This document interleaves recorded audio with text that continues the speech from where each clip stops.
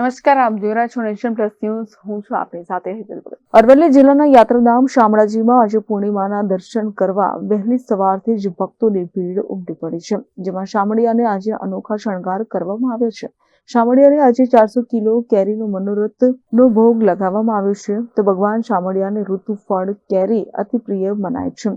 ખાસ કારીગરો દ્વારા તૈયાર કરેલ વાઘા પરિધાન કરાવ્યા છે. તો ઠાકોરજીને સોનાના આભૂષણોનો શણગાર પણ કરાયો છે.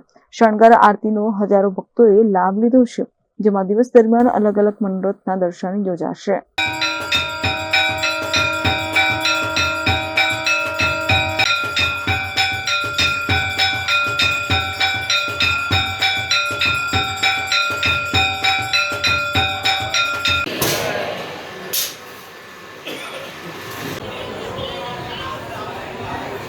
મહેન્દ્ર પ્રસાદ, નેશન પ્લસ ન્યૂઝ, અરવલ્લી.